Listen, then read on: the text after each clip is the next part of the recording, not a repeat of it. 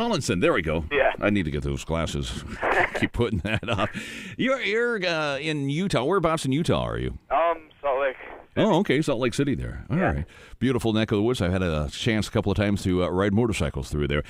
You're getting a little bit of attention here because just, 17 years of age? Is that your age right now? Yeah. And you had taken on the world's highest mountain here just last month and climbed Mount Everest. Yep.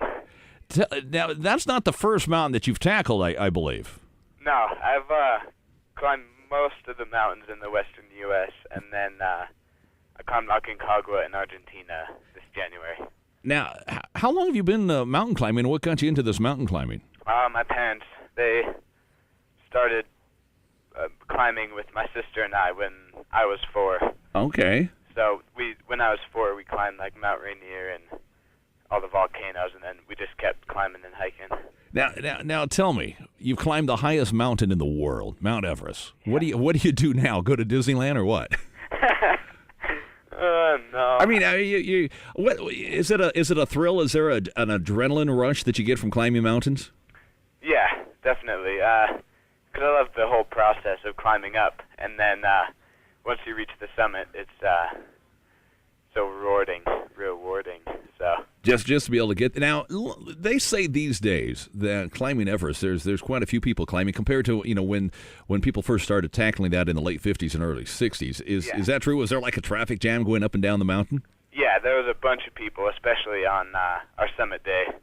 There was a bunch of people hanging on the ropes. So now is that something you have to get permission to do, or can you just show up and? Yeah, you have to sign up with the Nepali government, Mm-hmm. and you have to get a permit for the mountain, and so it's a big process. And besides all the legal stuff, it's not as easy as just getting on the mountain and taking a little walk up to the top. I mean, how long does it take, and what kind of planning and physical shape do you have to get yourself into? I was 3 or 4 times a week before I left. I was hiking up the tram here at Snowbird with like a backpack that was full of water, like gallon jugs of water, just for physical shape. And then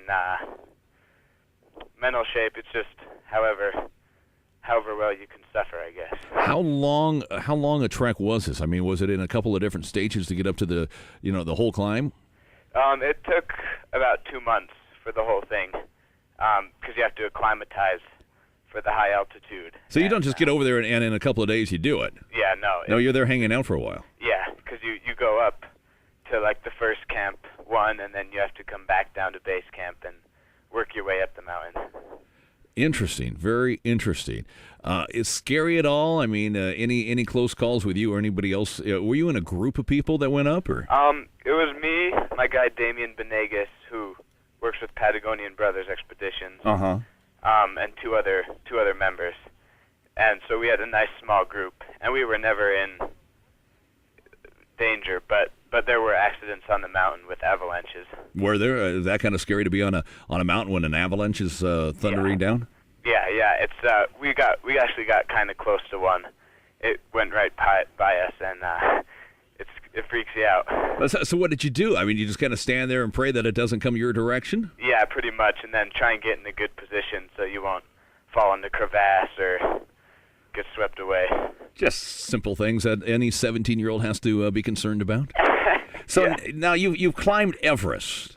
What's next for Johnny's list of things he wants to do? Well, on Sunday I'm headed up to Alaska to climb and ski Denali.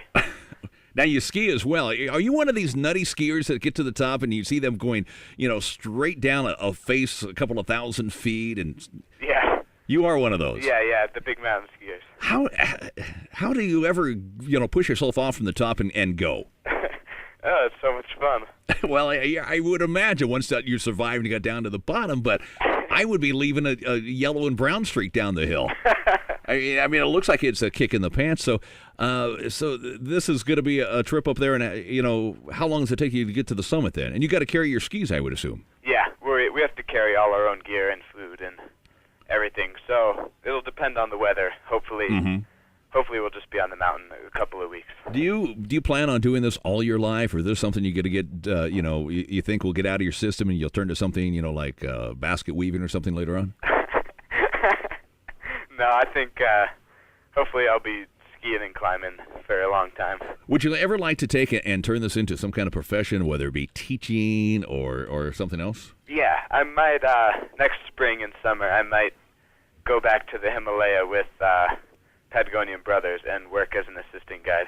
Oh, that's awesome. I find this interesting because our family has always had somebody that my dad's cousin, so it's like a generation or two ago, was Willie Unsel, one of the first to climb Everest. So I always, that always catches my eye when anybody else is climbing it, because I want to know what it was like, what went through his mind and such. And of course, we're talking 45, 50 years ago, a big difference in you have oxygen tanks and all that kind of stuff now, right? Yeah. Makes it a little easier, but still, there's that threat of life being lost and injury and so forth. So, pretty spectacular. And Johnny, I appreciate you. Give us a call, or let me call you this morning. And good luck. And if you get any photos or anything like that, is there anything we can log onto a website and see what it looks like from your viewpoint up on the mountain of Mount Everest and of course Alaska next week?